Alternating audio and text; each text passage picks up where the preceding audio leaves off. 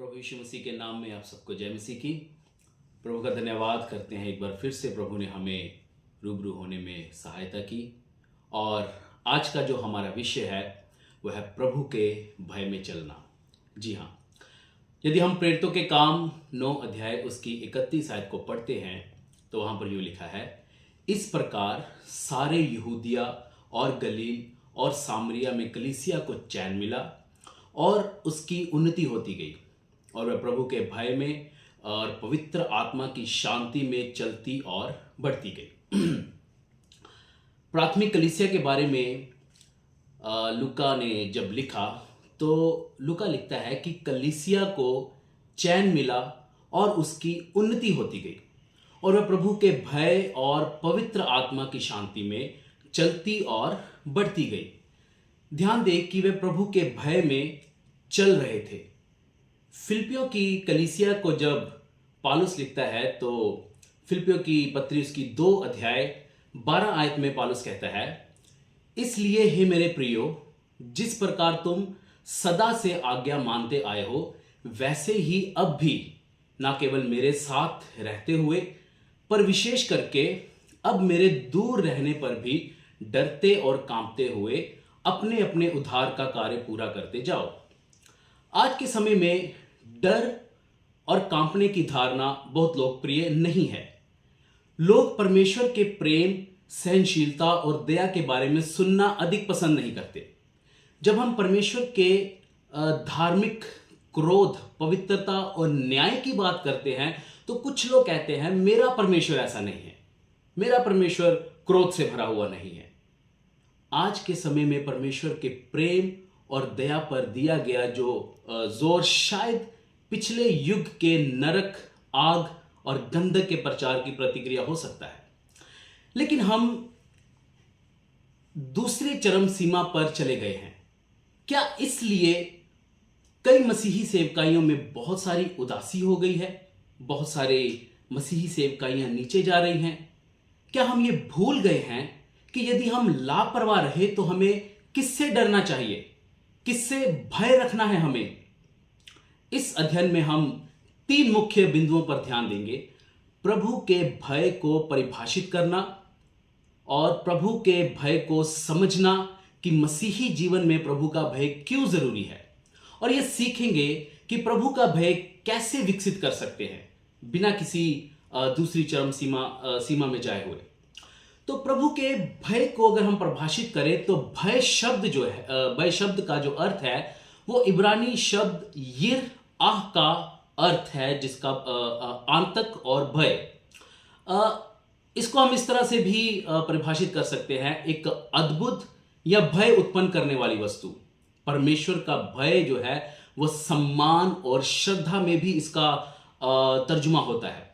और यूनानी शब्द जिसका फोबस, जो यूनानी शब्द है जिसका अर्थ है डर, भय और आंतक, वह जो भय उत्पन्न करता है।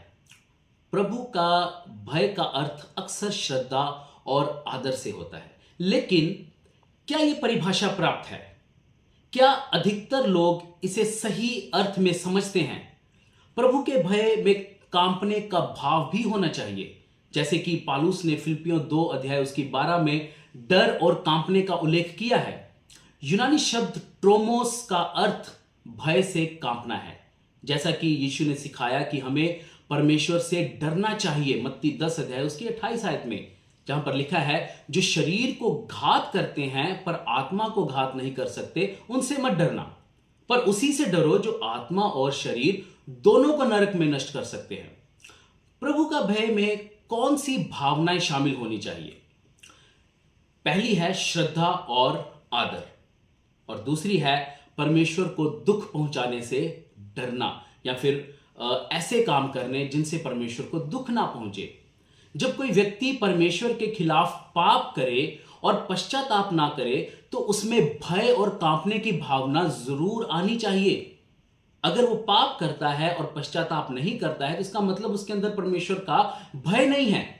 इब्रानियों 10 अध्याय उसकी 26 से 27 आयत को जब हम पढ़ते हैं तो लिखा है, क्योंकि सच्चाई की पहचान प्राप्त करने के बाद यदि हम जानबूझकर पाप करते रहें तो पापों के लिए फिर कोई बलिदान बाकी नहीं। हाँ, दंड का एक भयानक बाट जोना और आग का ज्वलन बाकी है जो विरोधियों को भस्म कर देगा। प्रभु के भय का महत्व क्या है? अगर हम नीति वचन की पुस्तक में पढ़ते हैं तो वहां पर लिखा है, नीति वचन 1 अध्याय उसकी 7 आयत, कि प्रभु का भय बुद्धि का मूल है। और नीति वचन 8 अध्याय उसकी 13 आयत में लिखा है, प्रभु का भय बुराई से बैर रखता है। और या फिर हम कहेंगे कि प्रभु का भय मानने से प्रभु का भय हमें सहायता करता है कि हम बुराई से बैर रखें। नीति वचन 10 अध्याय 27 आयत में लिखा है कि प्रभु का भय जीवन को दीर्घायु बनाता है या जीवन को दीर्घायु देता है। यूं लिखा है, यहोवा का भय मानने से आयु बढ़ती है।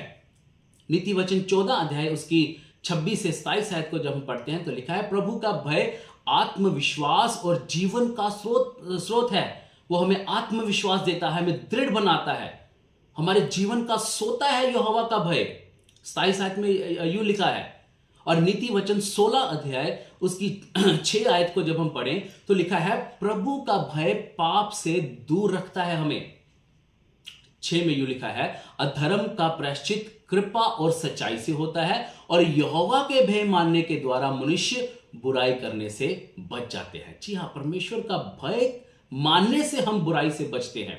और उसी के आगे जब हम पढ़े नीति वचन 19 अध्याय उसकी 23 आयत में तो लिखा है, प्रभु का भय हमें एक संतोषजनक जीवन देता है, जिसका अर्थ है कि एक हमें सुखी जीवन देता है। 23 आयत को जब हम पढ़ते हैं तो लिखा है, यहोवा का भय मानने से जीवन बढ़ता है और उसका भय मानने वाला ठिकाना पाकर सुखी रहता है, उस पर विपत्ति नहीं पड़ती है। और उसके आगे अगर हम देखें नीति वचन 22 अध्याय उसकी 4 आयत में तो लिखा है, प्रभु का भय धन, आदर और जीवन की ओर ले जाता है। 4 आयत में लिखा है, नम्रता और यहोवा के भय मानने का फल धन, महिमा और जीवन होता है। प्रभु के भय के बिना हम परमेश्वर के ज्ञान और आशीषों से वंचित रहेंगे। प्रभु के भय के बिना हम बुराई के साथ खिलवाड़ करेंगे और भ्रष्ट हो जाएंगे। प्रभु के भय के बिना हमारे जीवन का समय कम हो सकता है। प्रभु के भय के बिना हम प्रेम और अनुग्रह का अनुभव नहीं कर सकते हैं। प्रभु के भय के बिना हम पश्चाताप के लिए प्रेरित नहीं हो सकते हैं। प्रभु के भय के बिना हम अपने उद्धार को गंभीरता से नहीं लेते हैं।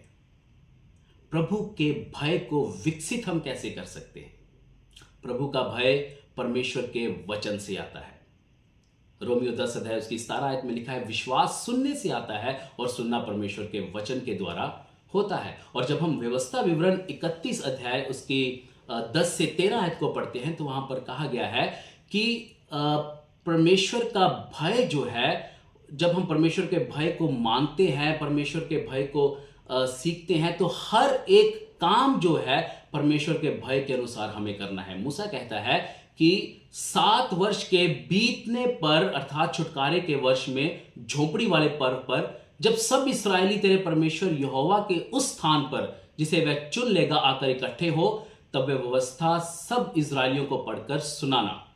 क्या पुरुष, क्या स्त्री, क्या बालक, क्या तुम्हारे फाटकों के भीतर के परदेशी, सब लोगों को इकट्ठा करना कि वह सुनकर सीखें और तुम्हारे परमेश्वर यहोवा का भय मानकर, इस आयत के ऊपर मैं थोड़ा जोर देना चाहूंगा, परमेश्वर यहोवा का भय मानकर इस व्यवस्था के सारे वचनों के पालन करने में चौकसी करें।